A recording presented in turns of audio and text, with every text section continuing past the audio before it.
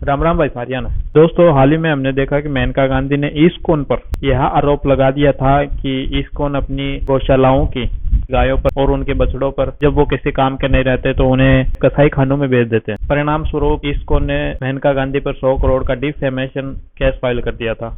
हर मुद्दे की तरह इस मुद्दे पर भी जनता दो टुकड़ों में बट गई। एक टुकड़ा मेनका गांधी पर सवाल खड़ा कर रहा है, जो भी हिंदू और हिंदुत्व की बात करेगा ये लोग किसी न किसी रूप से उसको गिराने के लिए हथकंडे अपनाते हैं। जो भी हिंदू देवी देवताओं की बातें करते हैं, उनका प्रचार प्रसार करते हैं, उनकी बदनामी करने का एजेंडा फैलाया जा रहा है, ऐसी ऐसी बातें करते थे। तो वहीं दूसरी तरफ लोग इस्कॉन को बुरा भला कहते हैं, उसे एक बिजनेस हब बताते हैं और उसको डोनेशन देने से अच्छा है लोग अपने लोकल मंदिरों और लोकल गौशालाओं में डोनेशन दें। तो इन दोनों ही मतों में से कौन सा मत सही है और कौन सा गलत है, इस मुद्दे पर आज हम चर्चा करने वाले हैं और निष्पक्ष रूप से करेंगे। हमें ना किसी से कुछ चाहिए ना किसी को कुछ देना है। देखो दोस्तों, दोनों ही मामलों में जनता ने अपनी बुद्धिमत्ता का परिचय दिया है। हाँ, ये अलग अलग बात है कि उनकी बौद्धिक क्षमता किस प्रकार की है, लेकिन उन्होंने अपने दिमाग की औकात के हिसाब से अपना काम निकाल दिया।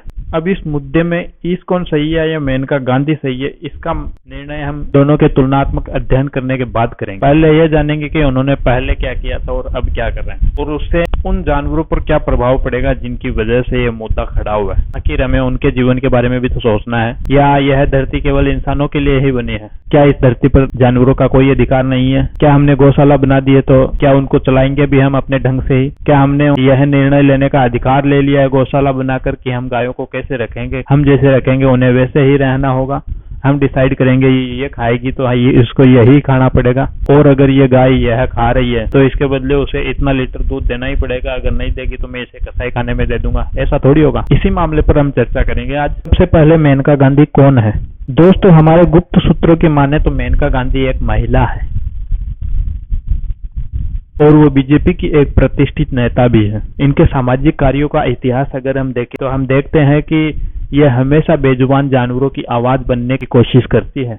इसका मतलब यह कतई नहीं है कि ये जानवरों की आवाजें निकालती है, ना, ये बेजुबान जानवरों की उन हकों के लिए लड़ती है जिनके लिए वो खुद नहीं लड़ सकते। पर्सनली मैंने उन्हें पहली बार तब देखा जब माँ का दूध नाम की एक यूट्यूब डॉक्यूमेंट्री में वह जानवरों को डिफेंड करती नजर आ रही थी। उन्होंने अपनी बेहतरीन क्षमताओं से बेजुबान दुधारू पशुओं के साथ हो रहे अन्याय के प्रति दर्शकों को जागरूक करने का प्रयास किया।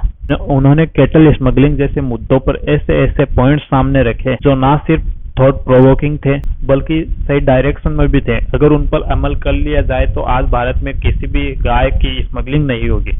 उन्होंने बढ़िया बात कही। कुल मिला के बात यह है, इसी मानसिकता के साथ कि कहीं जानवरों को इंसानी स्वार्थ की भेंट तो नहीं चढ़ाया जा रहा है, वह पशुओं के मामले में ओवर कंसर्न होके इस्कॉन गौशाला जा पहुंचती है। मुझे धर्म की रक्षा कहाँ करनी है, यह बात मैं वहीं डिसाइड करूंगा जहां मुझे लगता है कि वहां धर्म की हानि हो रही है। अगर उन्हें गौशालाओं से गायों के ऊपर हो रहे अपराध को बंद करना है तो वो गौशाला चाहे इस्कॉन की हो या किसी और की, वो कहीं भी जा सकती है। मेन चीज ये है। तो वो वहां देखती है कि वहां एक भी गाय बीमार नहीं है और किसी भी गाय का बछड़ा नजर नहीं आ रहा है जो कि दूध भी दे रही है और उसका नवजात बछड़ा दिखाई भी नहीं दे रहा है। ऐसी स्थितियां अक्सर शक पैदा करती है। इसी शक की बुनियाद पर उन्होंने यह कह डाला, इस्कॉन अपनी गायों को या गायों के बच्चों को जो कि उनके काम की नहीं है उन्हें कसाई खाने में भेज देता है। जैसा कि अक्सर हर जगह होता रहता है पूरे भारत में, जहाँ एक तरफ गाय को माता समझा जाता है, दूसरी तरफ अगर वो गाय दूध देना बंद कर देती है तो उसे सड़कों पर छोड़ दिया जाता है, उसके नर बछड़ों को सड़कों पर छोड़ दिया जाता है, और जहाँ सड़कों पर नहीं छोड़ा जाए तो केरला जैसे राज्यों में कत्ल कर दिया जाता है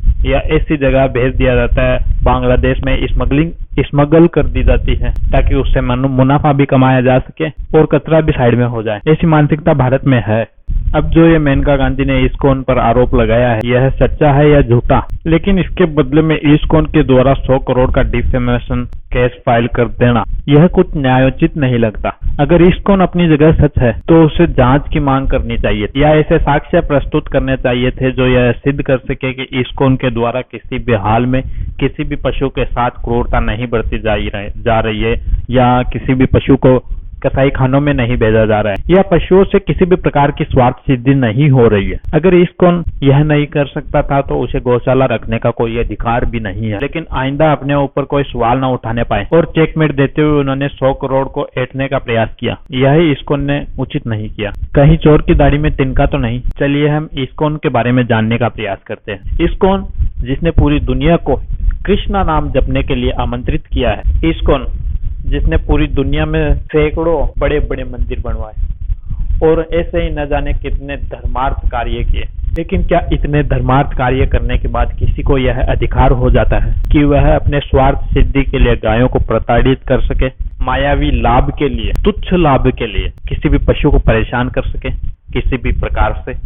ऐसा बिल्कुल नहीं हो सकता। देखिए, आप भारत में रहते हैं या दुनिया में कहीं और भी रहे, आप धर्म करें या ना करें यह आप पर निर्भर करता है, किंतु मुंह में राम और बगल में छुरी वाला कार्य सहन नहीं किया जाएगा। हमारे आराध्य कृष्ण भी गायों की सेवा करते थे, उन्हें पाला करते थे।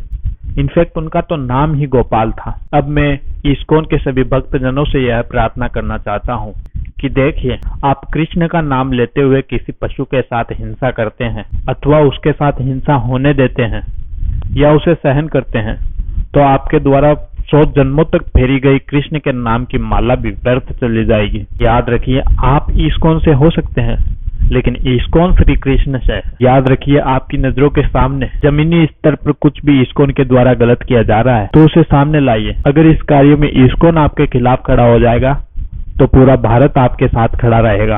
आपको हम अकेला नहीं पड़ने देंगे। बस आप कुछ गलत मत होने देना अपने जमीनी स्तर पर। और इस्कॉन से हम कहना चाहते हैं कि यदि आप गलत नहीं हैं तो सही रहिए। 100 करोड़ जैसी माया के चक्कर में ना पड़िए।